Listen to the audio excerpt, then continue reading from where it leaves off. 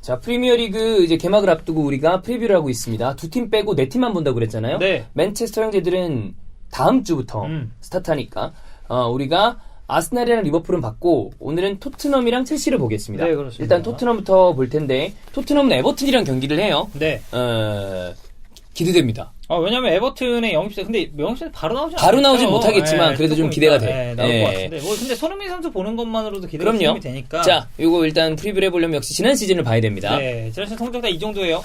감독이 바뀐 게 가장 큰 이슈였어요. 네, 그리고 6위를 했습니다. 네. 결국 최종적으로. 그러니까 사실 토트넘도 이거보다 훨씬 떨어졌었던 때가 있었어요, 분명히. 근데 결국에는 이 최종 순위 자체를 6위로 마무리했다는 거가, 그러니까 어제 유럽 대회 나갔으니까 이게 좀 속의 성과라고 볼 수가 있겠고. 근데 제가 가끔 얘기하지만 그것도 감안해야 됩니다. 뭐죠? 모든 팀들이 그렇겠지만 토트넘도 만약에 코로나 팬데믹이 없이 그냥 진행됐으면 이거보다 더 안 좋은 성적을 가져갔을 가능성이 커요. 그렇죠. 근데 뭐 이제 사실 그런 게 이제 다 결과론적인 얘기죠. 무리뉴도 그걸 감안하라고 생각을 하고 준비를 해야 될 것이고, 근데 아까도 얘기했지만 저도 달리 보여요, 무리뉴가. 레비도 그렇고. 그 영상 보면서 다시 한번 말씀드립니다만 그 토트넘 올 오어 나 예전에 토트넘이라고 그랬었거든. 근데 원래 다 토트넘이라고 했어요. 토트넘. 풀엠. 풀엠이라고 그러고. 토트넘. 그게 이제 입에 익어가지고 가끔 그렇게 나와. 맞아요. 그 all or nothing이죠. 그거는 아마존에서 한글 자막이 정식으로 지원되는 순간부터 저희가 함께 보기 콘텐츠를 할 테니까 그때를 좀 기대를 해주시고요. 저희도 그래서 저랑 주원이 형도 그냥 짤막한 거 이렇게 쓱쓱 보고 일부러 안 봐요. 재밌게 보려고. 근데 그건 있는 것 같더라.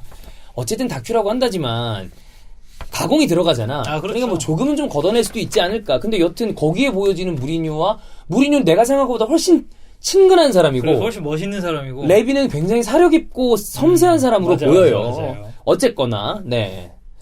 자, 어쨌든 뭐 지난 시즌 성적 이 정도고 챔피언스리그, FA컵, 리그컵 다 조기에 탈락을 했습니다. 자, 문제점 뭐였냐? 전술 색채가 너무 옅어졌다. 네, 그러니까 뭐를 지향하는지가 이 지향점 자체가 확실하지 않았다라는 것에 좀 두고 싶어요. 결과적으로 크게 봤을 때 무리뉴의 토트넘이 했던 거는 그거죠.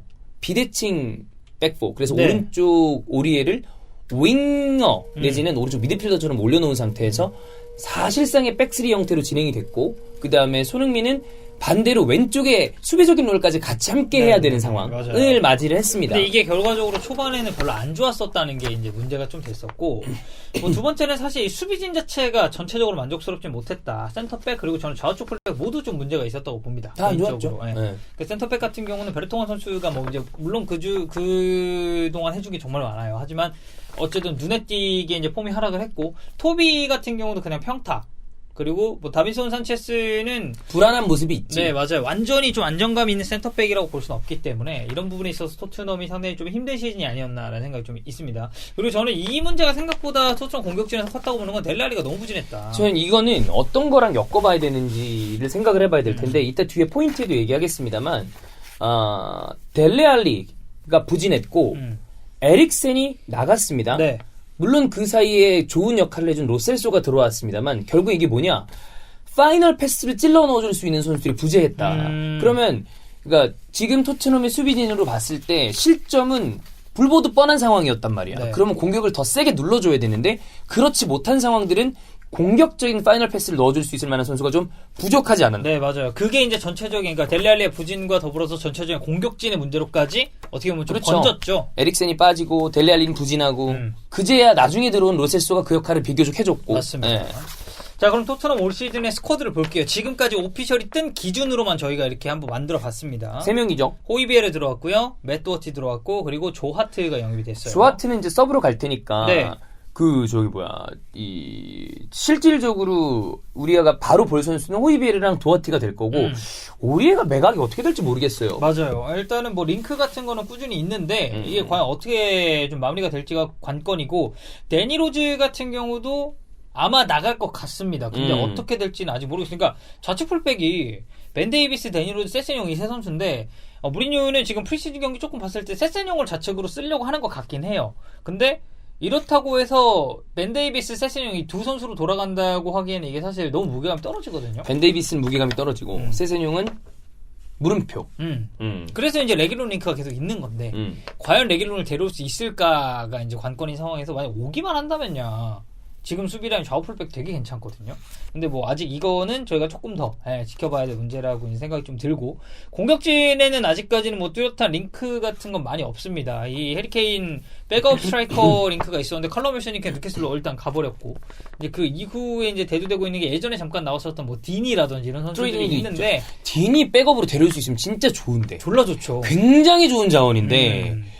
완전 근데 주전으로 믿고 가기에는 토트넘 입장에서는 조금 부족해. 떨어질 수 있지만, 근데 그때도 얘기했지만 해리케인의 존재가 너무 압도적으로 세요. 맞아요. 그리고 과연 그 선수들이 왔을 때 이 케인의 백업 역할에 딱 만족을 할 수 있을지도 조금 애매한 상황이고, 일단은 뭐 처분한 자원들은 꽤 있습니다. 일단 카이로커 피터스가 소튼으로 갔고요. 이거는 호이비엘의 딜이랑도 어느 정도 연관이 있었다는 보도가 있습니다. 그리고 베르통원이 벤피카. 자, 예상 라인업은 이렇습니다. 여기서 도어티의 활용 방안을 생각해봤을 때 역시나 비대칭의 형태가 되지 않을까. 왜냐하면 도어티가 백3 윙백에서 잘했던 선수이기 때문에 그런 형태를 가지지 않을까라는 생각이 좀 들고, 네. 그러면 결과적으로 이 선수들을 어떤 식으로 조합하느냐의 문제잖아요. 저는 첫 번째 포인트를 중원 조합을 어떤 식으로 가져갈지라고 생각합니다. 여기에서 포인트는 저는 한 명이라고 생각해요. 은돈벨레입니다. 은돈벨레. 호이비에르랑 그 다음에 로셀소는 전 붙박이 주전이 될 거라고 생각해요. 로셀소는 특히나 이제 코로나 재개 이후로도 되게 잘했으니까. 근데 그 나머지 한 자리에 대해서 델레알리도 들어갈 수 있고요. 팀에 따라서 물론 다른 자리에 들어갈 수도 있겠지만 시소코도 들어갈 수 있고요. 네. 윙크스도 들어갈 수 있습니다. 근데 그 한 자리를 공격적인 자원으로 채워줄 것인지, 아니면 근데 여러 가지로 봤을 때, 금액으로 봤을 때 만약에 팔리지 않는다면 은돈벨레도 써야 되는 자원이거든요. 아, 그렇죠. 당연히 사용을 이 해야죠. 선수가 어느 정도의 원금 회수를 하려면 이게 판매하기가 쉽지가 않을 거예요. 그 문제가 사실 제일 크죠. 네, 저는 중원 조합과 은돈벨레를 어떤 식으로 쓸 것인지가 그냥 제일 궁금하고, 그리고 무리뉴 입장에서도 고민될 것 같고. 저는 일단 알리를 쓸 것 같긴 하거든요. 음. 알리를 공격형 미드필더로 쓸 것 같긴 한데, 저희가 이따가 이제 뭐 그러니까 포인트를 지금 한번 해버리죠. 네. 그러니까 알리가 부진할 시에 이 네. 미드필더 조합을 또 어떻게 그렇지. 가져갈 거냐, 이것도 생각을 해봐야 될 문제입니다. 그러니까 이 공격형 미드필더 자리에 로셀소를 놓을 건지, 아니면은 뭐 솔직히 말하면 그냥 일렬로 쭉 세워서 호이비에르, 로셀소, 뭐 은돈벨레 이런 형태로 구축을 할 건지, 이거는 이 시즌이 좀 치르면 어느 정도 윤곽이 좀 나오지 않을까라는 생각이 좀 들죠. 저는 모든 능력이 다 발휘된다고 봤을 때 역삼각형으로 호이비에르가, 물론 거기 완전 전문형 수비형 미드필더의 유형의 선수는 아닙니다만, 빡빡하게 더 가깝죠. 요즘은 또 그렇다고 해서 전문 수비형 미드필더를 거기 딱 박아놓는 케이스도 그렇게 많진 않아요. 맞아요, 옛날에 맞아요. 무슨 마케랄라 같은 선수가 요즘은 잘 없으니까 호이비에르 두고 은돈벨레, 로셀소가 메잘라 형태로 서는 게 이상적이라고 보이는데, 은돈벨레가 처분이 될지 쓴다면 어느 정도 폼을 보일지가 모르니까 그 자리에 대해서 알리도 생각을 해봐야 되는 맞아요. 거고, 아니면 로셀소를 놓고 나머지 한 자리를 윙크스나 시소코를 넣을 수도 있는 거고. 그렇죠. 그러니까 뭐 다양한 측면에서 좀 가능성을 열고 생각을 해야 될 제일 것 같습니다. 어쨌든 우리가 생각해야 될 거는 1번은 중원 조합이다. 네, 중원 조합. 자, 두 번째, 결국에는 이제 케인 백업 스트라이커 누구 데려올 거냐.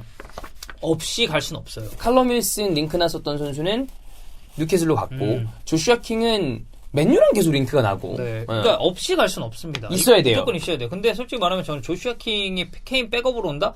저는 개인적으로 선수 본인이 만족할 수 없다고 생각합니다. 킹은 계속 뛰어야 되는 선수고, 그리고 근데 윙커 성향도 있고. 네, 킹을 데려온다는 거는 결국에는 완전히 케인의 백업 느낌이라기보다는 이게 윙포도 같이 쓰려고 그렇지. 하는 거거든요. 그러니까 이 조슈아 킹이 노르웨이 선수잖아요. 제가 노르웨이 경기 중계를 할 때도 제가 중계한 직전 경기에 조슈아 킹이랑 홀란드가 둘이 나왔었고, 그 다음 경기 솔로스랑. 네, 솔로스랑 홀란드랑 홀란드 나왔다가 나왔지. 후반에는 또 조슈아 킹이 나와서 이게 약간 쓰리토스럽게 움직이기도 했었어요. 조슈아 킹이 아예 측면으로 빠지고. 그렇지. 그럼 킹이 측면으로 빠져야죠. 네, 이제 그런 식으로 운영을 했었는데, 완전히 백업 스트라이커만 놓고 봤을 때 조슈아 킹은 저는 조금 의문이 듭니다. 그래서 링크가 나오는 건 요즘 밀리크입니다. 아, 밀리크? 네, 나폴리 밀리크인데, 밀리크가 진짜 얘도 로또성 선수거든요. 그리고 최근에는 그 베르바토프가, 야, 팀 백업 너네 꼭 영입해야 돼. 선수 없으면 나 데려가든가 뭐 이런 얘기도 농담삼아 하는 것 같던데. 네네네. 예, 그거는 기사 한 주로 그냥 제가 읽고 지나갔는데, 네. 어쨌든 백업 스트라이커는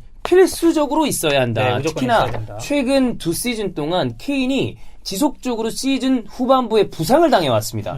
이게 걱정되는 상황이거든요. 맞아요. 그러면 언제 또 그냥 손흥민 올리고 대강 이렇게 문 때릴 수는 없는 거야. 참 지금 생각해보면 그런 의미에서 요렌테는 진짜 괜찮은 자원이었죠. 그러니까 요렌테는 꼭 있었어야 되는 자원이라고 생각해요. 네. 예. 자, 그리고 어쨌든 좌측 풀백도 생각을 해야 됩니다. 이게 아직 레길론 링크가 죽지 않았지만 레길론이 영입이 안 됐을 때 좌측 풀백 이 포지션은 토트넘에 어떻게 보면 되게 약점이 될 수도 있어요. 예, 이것도 좀 생각을 많이 해봐야 될 것 같고 데이비스가 나올 것 같아요. 일단은 벤 데이비스겠죠. 네, 벤 데이비스가 나오는데 이제 여기서 세세뇽이라든지 그러니까 이 좌측 풀백으로 키우려고 하는 선수들이 그래도 꽤 있잖아요. 여기서 어떤 뉴스가 갑자기 또 빵 폭발할지 모릅니다. 솔직히 말하면 리버풀 아놀드 로버트슨 이렇게까지 폭발할 줄 알았나요? 이 정도일 거라고 생각한 사람은 없을 어느 거야. 정도 잘할 거라고는 예상을 했지만 월드 클래스급으로 성장할 줄은 몰랐잖아요. 근데 뭐 토트넘도 그런 선수가 나오지 말라는 법은 없지만 그건 어쨌든 리스크가 있는 거고 그리고 너무 가능성이 많은 초점을 맞추고 있는 거라서 조금 재고해봐야 될 필요가 있고 뭐 손흥민 선수가 어떻게 기용될지 아직은 모르겠습니다. 뭐 당연히 좌측면으로 나올 텐데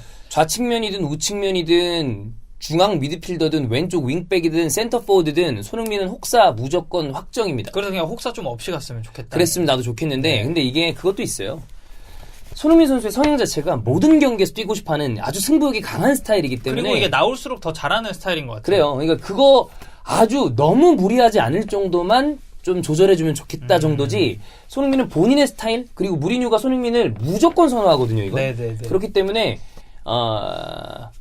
분명 돌아오는 시즌도 손흥민의 플레이는 원 없이 볼 수 있을 것이다. 다만 이 원 없이 보는 플레이가 손흥민의 공격적인 재능을 살릴 플레이인지 아니면 우리가 염려하는 또 수비에 치중해야 되는 플레이인지 그거는 네, 맞지 않는 옷을 네. 입을지는 좀 지켜봐야 그거는 될 봐야 한다. 저는 제일 포인트는 역시 중원 조합이지 않을까. 네, 맞아요. 네. 네, 그래서 저희가 이제 첫 번째로 언급을 드렸었던 거고. 자, 그럼 다음 시즌 성적 몇 위 보십니까?